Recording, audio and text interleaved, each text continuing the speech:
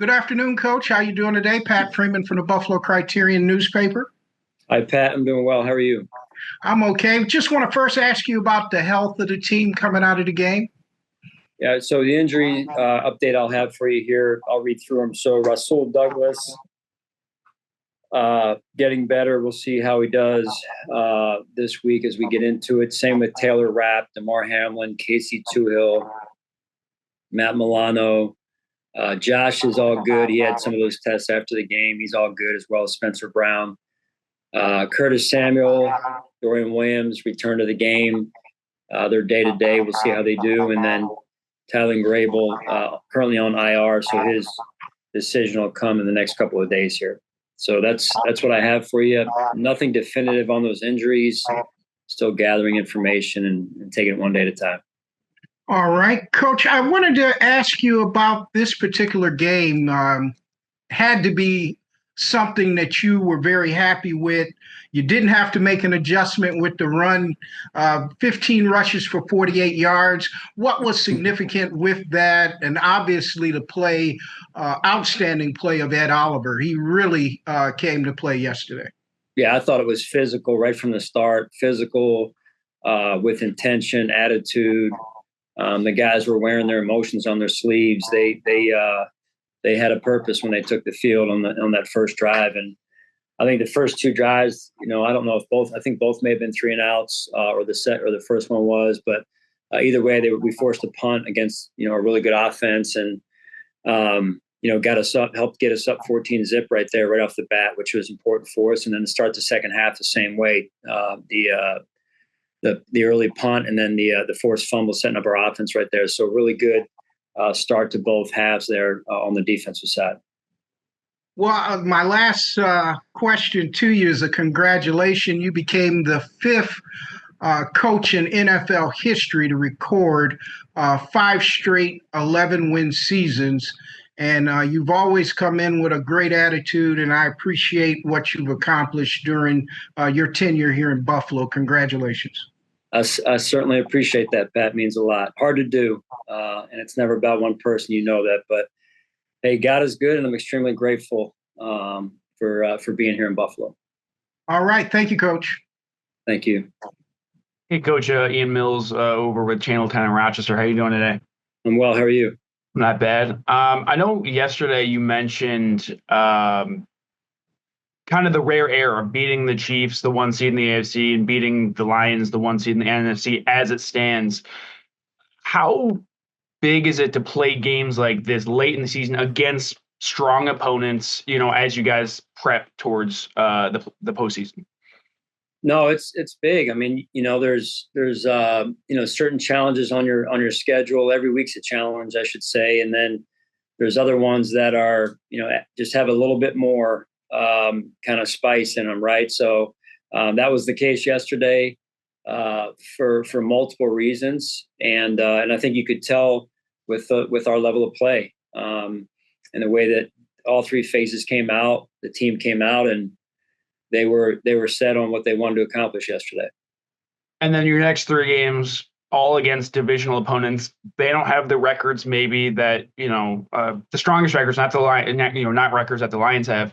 Yeah. But playing divisional games this late in the season, does that kind of add a little bit more emphasis? The fact that these are rivals, right? Even though they're not, great records, but you're still playing games against meaningful opponents, if that makes sense.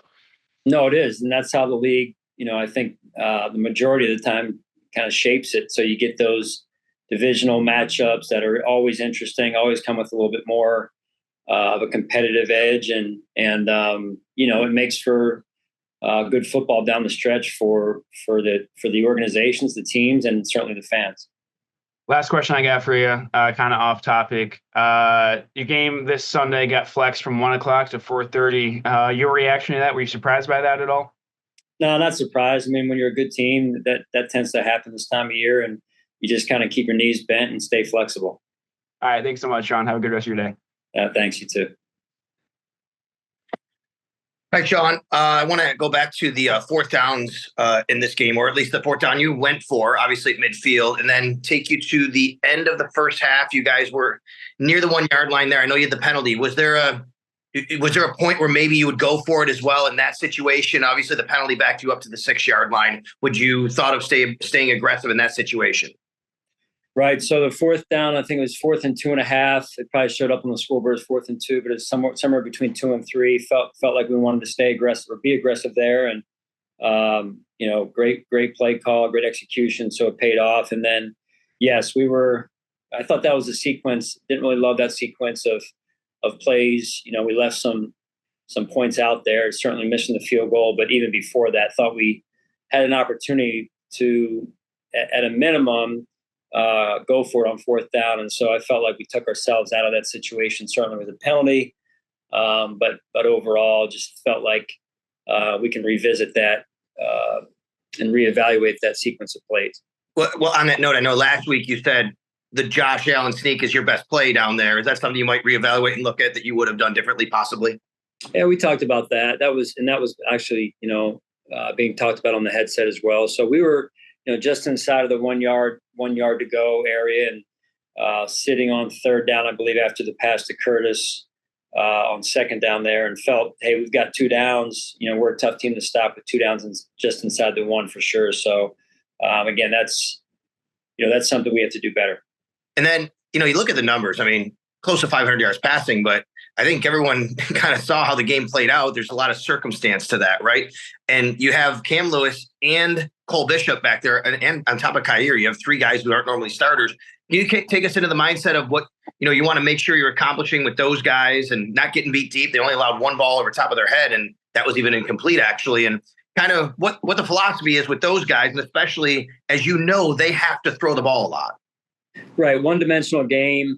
They probably went one-dimensional a little bit earlier than we had anticipated. Just at that point, we were up 14. I think that's when we caused the fumble in the 3rd quarter there. And then they came back, certainly up 35-14 and stayed one-dimensional. And, we've got, some guys out there for sure, to your point. I think 3 of the starting DBs were out. And then Cole went down and Kareem came in, and then Alana went down and Dorian came in. And at one point, Balin came in because Dorian was hurt. So we were, moving pieces in and out. I thought the staff did a good job with that. All that being said, I thought we did a phenomenal job in the run game and really overall managing the game up to that point. And we got to learn how to close out a game. And that's a combination of rush and coverage working together and, someone winning their one-on-one matchup. Thanks a lot, Coach. Sure thing. Hey, Sean, you kind of mentioned it there for a second on Dorian and Balin and kind of flipping things as injuries were happening throughout the game. What went into when Dorian was out there for a while and then was ultimately able to come back in? How did that play itself out? You kind of broke up there, Matt. I want to make sure I understand your question. You're talking about the flipping of Dorian and Balin? Yeah, so Dorian was in the game, then he was out for a while, and then it seemed like Balin was in for him, but then Dorian was able to come back in at the end. I think there's some just confusion from fans how Dorian was able to come back into the game. Right. So Dorian was injured in the game, and so he wasn't available to us for a stretch, probably the stretch everyone's you're talking about here as well. So and then he became available, so we put him back in the game there towards the end. Gotcha. Joe Brady, obviously this offense, 30 plus points a game over the last 8 weeks. A lot has been going well in the run game and the pass game. How have you seen your offense really take advantage of what he's done as a play caller? Well, I think the biggest thing is getting as many people involved as possible while taking advantage of matchups, Matt, but also not dictating the ball has to go to one person and really allowing Josh to go through his progression and allowing Josh to feel the game, right? So whether he uses his legs, gets the ball out to an outlet, a check down, what have you, really just executing the offense, if that makes sense to you. It does. And, I think a great example of that point is you have Amari Cooper go for 14 targets last week. He's not targeted one time this week. Is that kind of what makes it so hard to deal with the offense, is that you can't plan for one specific thing to happen week in and week out? Agree. And that's, when you look at, kind of flip it around a little bit, you look at Detroit's offense and you go against two good backs, you go against good tight end, multiple receivers that have different skill sets. And, other than, St. Brown in some situations and things that you'd say, hey, we need to take away this player. It's that ball finds whomever it finds just through the progression and how the offense is rolling. And so I think it's really hard when you're operating on all cylinders, to your point, to really just hone in on one person. And last one, I know sometimes when things aren't going well for players, especially players with a lot of expectations, it could be hard to answer tough questions. And I thought last week Ed Oliver answered every single one. What did you see from him last week? Not just the performance in the game, but how he handled the adversity and responded. Yeah, he's a stand-up guy. He really is. I mean, he's not that tall when he stands up, but he's a stand-up guy. So don't tell him I said that. But I thought he played a heck of a game last night. I really did. I mean, it doesn't take a trained eye to be able to see that. Run game in his gap, coming off the ball, getting off blocks, making plays. In the pass game, certainly affecting the quarterback. And that's what he's capable of. And that's what we need more of, quite honestly, on a more consistent basis. And if you guys want to continue to piss him off during the week, have at it. And is that a new sweatshirt there? Does it say on there, good news? Good news. I'm a big news guy. What's that about? No, good news. Good news. It's actually part of our chaplain's chapel sweatshirt that they give out to the guys that attend. So, yeah, good news. Gotcha. Thanks, Sean. Sure. Hey, Sean, AJ Feldman here in Rochester. Thanks for taking the time. Yesterday, you said that you thought Josh Allen was playing the best football of his career. What do you think kind of stands out right now among other things that Josh is doing well right now? I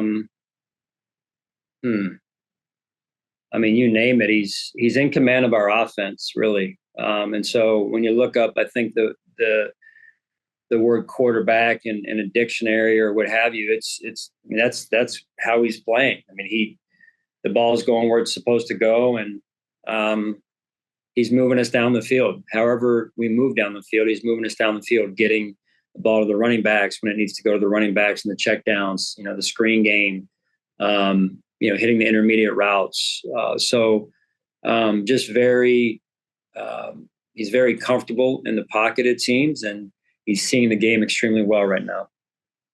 With Allen being in, the MVP conversation, all the points being scored, beating the Chiefs, beating the Lions, expectations are starting to mount. You talk a lot about your leadership group. What do you want to see from them this week and in the final weeks of the season as the team kind of gets these added expectations placed on them? Well, we control those, right? We control our expectations. That's in, what we really focus on is inside of our building, and certainly understand that when you win against teams like we've beat, expectations increase. But that's nothing new for us. It's better that way than the other way, right? So we're fired up about being able to play this weekend at home in front of our fans. I feel like it's been a few weeks since we've been here, and we get a chance to play in Orchard Park this coming Sunday in a afternoon game, 4:00, 4:20, whatever it is. Thanks for your time, Sean. Yeah. Hey, Coach, you spoke about Ed Oliver's performance yesterday. His performance with the addition of Dwayne Carter being healthy and DeJuan Smoot being back in the lineup. How can this group build off of yesterday's performance? And by group, I mean just the defensive line as a whole. Right. Good question. I really liked how they played in the run game, Maddie. And, then just, again, we had some really good rushes as well in the pass game, especially when it turned to some early third downs. I thought later in the game, the connection of the rush and the coverage could have been better, the detail and things. But that's all growth for us. We've had some pieces moving around there, and guys coming back from injury, guys getting injured. And I applaud the staff and the players for being resilient, working through it. The important piece is that we continue to improve in that area for sure. And then on offense, just the group hitting their stride as a whole, how important is the run game to this offense being able to hit their stride at the right point in this season as you guys finish out the regular season? Right. That's huge. That's never taken for granted. It's earned every week with the mindset up front on both sides of the ball, and Coach Cromer, Coach West, and their assistants, and led by Connor and our defensive line really as a group. So it's